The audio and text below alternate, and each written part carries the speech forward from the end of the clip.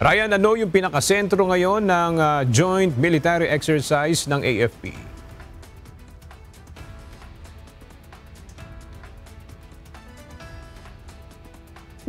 Yan, nakatuon yung Territorial Defense, Maritime Security. formal na sinimulan ngayong araw ng Armed Forces of the Philippines ang Joint Exercise Dagat, Langit, Lupa o AJEX Dagat Pa 09-2025. Isa itong all-EFT exercise na lalapukan ng iba't ibang sangay ng sandataang lakas kabilang ng hukbong dagat, hukbong himpapawid, hukbong katihan at Special Operations Forces. Layo ng pagsasanay ng patatagi ng koordinasyon at pagtutulungan ng bawat sangay ng sandataang lakas.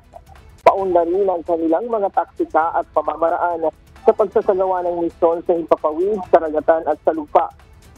Tutuon ang pagsasanay sa Territorial Defense, Maritime Security at Cyber Defense. Bahagi ng pagsisiguro na handang ipagtanggol ng AFP ang bansa sa anumang uri ng bansa. Ayon kay Chief of Staff General Romeo Browner Jr., mahalaga ang pagsasanay na ito upang mas lalong maihanda ang sandataang lakas sa posibleng invasion o pananakop at upang mapalakas ang kakayahan sa pagtatanggol ng bansa laban sa mga kalaban. Isasagawa ang AJEX Dagat Pa 09-2025 sa Joint Area Operations ng Northern Luzon Command at Western Command mula November 4 hanggang November 14 ngayong taon.